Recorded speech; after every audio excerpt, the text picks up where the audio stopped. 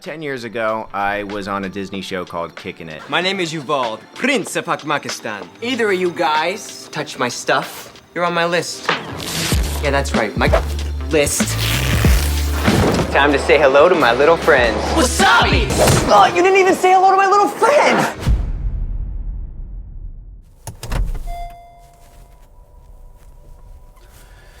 Hey, what's up, everyone?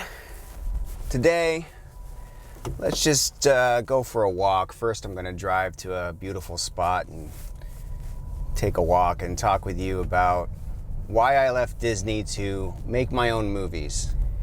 You may not know this. I was on a show called Kickin' It, and yeah, had a real good time doing it. It was basically the culmination of my Hollywood journey, but by no means the beginning of doing things creatively, making my own films and doing things like that. I'm not going to edit this much. I've realized something making this channel. You probably don't know much about me. And I think it's important to introduce myself. I've been making movies since I was around, like, literally 6 or 7 years old. I've always had a camera around. My parents were good that way, you know. They let me have free reign of the camera.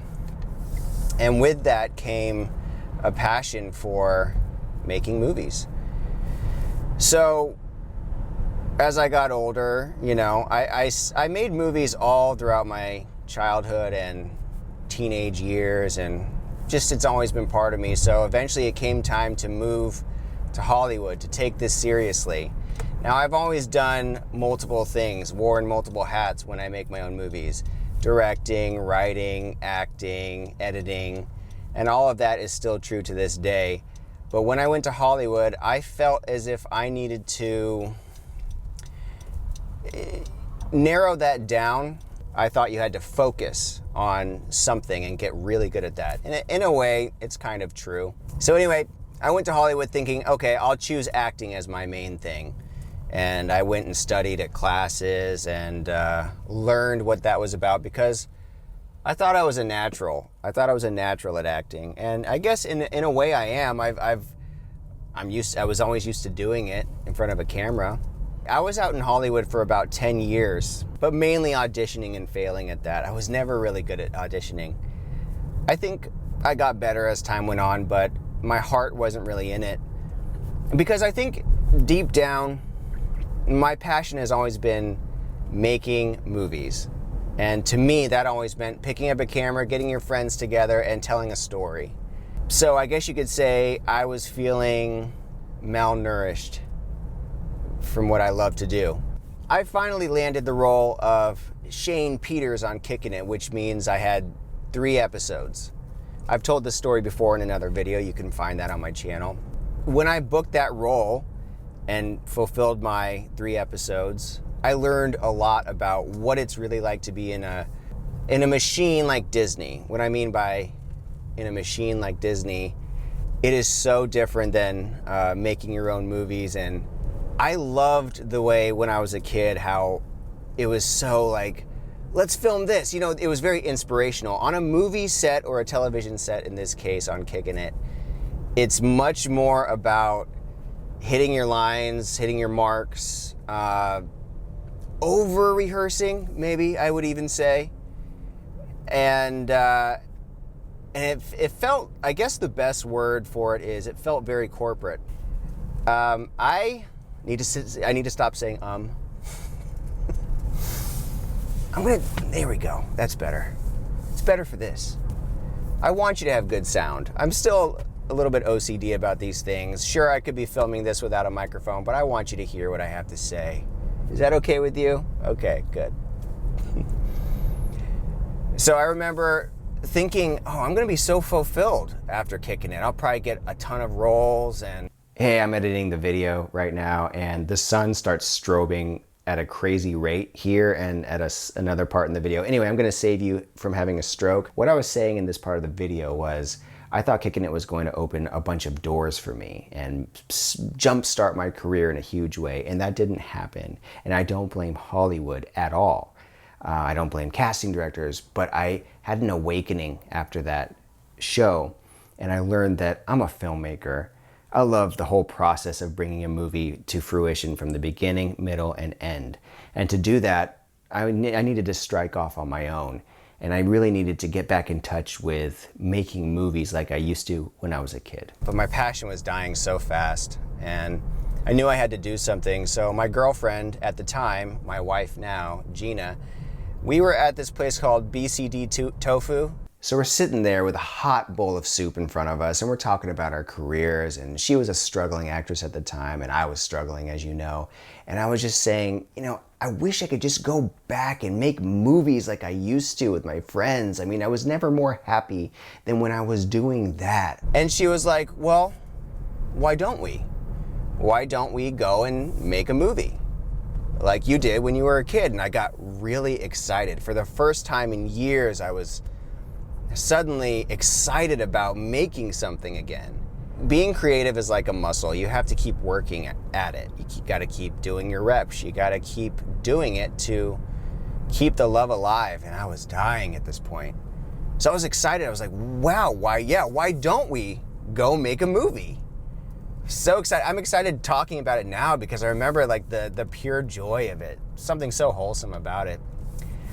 And so I went to work. I was like, okay, we'll make an indie movie. Did you know what? Did you know that it took me 3 separate tries to get the one movie? The movie's called Schlep.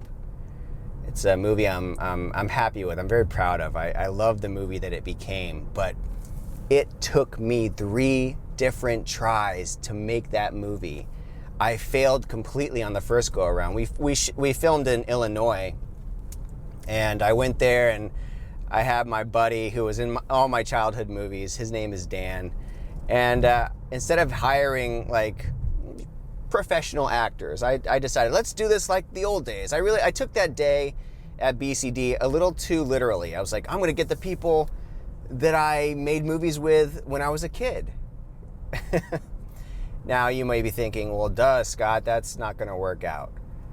And you'd be right. Very smart of you. Very good, very good. I still don't regret it because it was fun having Dan there, and I also hired my buddy Blake. He was a good friend of mine back in the day, and I hired him as a cinematographer on this. He's a very talented cinematographer, but I was so in over my head. I didn't even hire a sound guy, but I did get the equipment. I rented lavs, like this.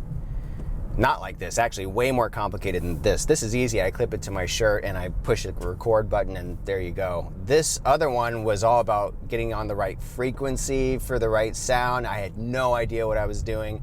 I had no way to monitor it. It was a nightmare. So on our first day of filming in Illinois at my uncle's house, he was gracious enough to let us film at his house. I remember sweating balls. I remember being like, oh no, I don't know what I'm doing. And on top of that, the script I wrote was an outline, which I think can work, by the way, to make movies.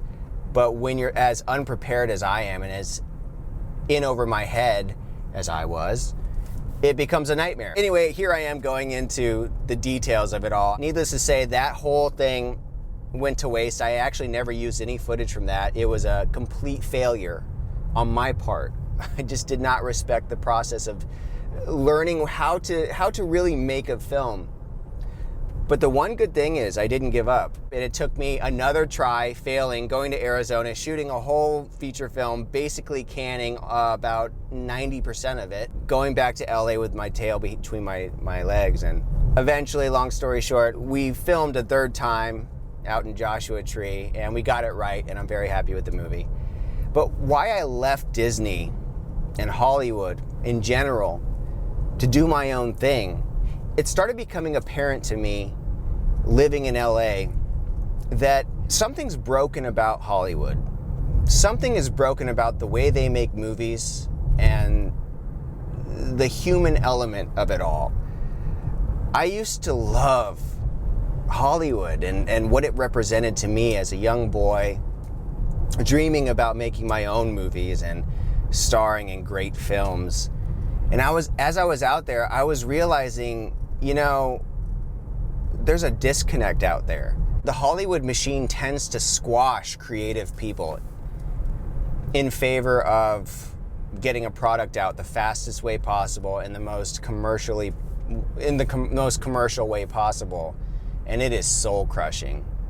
When they say sell your soul to the devil, that's what you have to do to get fame and fortune. I think it's not so literal. I think what it means is doing things that aren't right with your heart, aren't right with your creative soul. All too many times people are ready to give up all the things they know are true in their heart to make this art. But in the end, is this art even something you believe in? And if not, why are you doing it? You have to do what you love because you love it, not because you are trying to hit a quota or trying to sell a product. You got to make it because you love to, because you want to tell a story. Nowadays, I'm realizing that Hollywood really, it's like they don't either forgot how to tell stories or they think we're so stupid that we don't know what a story is. I've released all my movies on here, right on this channel for free. And it's the best thing in the world. They don't have the most views as of this recording, and that doesn't matter because I had so much fun making them. There's a story behind every single movie I've made. I just got here at this lake. I'll be honest with you, I feel a little douchey with my selfie stick, but I'm gonna have to get over that. Like, who cares? No one cares. It's just you and me anyway. The best thing you can do is if you have something you wanna do, like a movie or something, a piece of art, a podcast, whatever you wanna do, don't forget that there's nothing stopping you. Oh, I got a ladybug on my neck or something. I hope that was a ladybug. It's been a great time spending time with you, and I'll see you in the next one. Bye.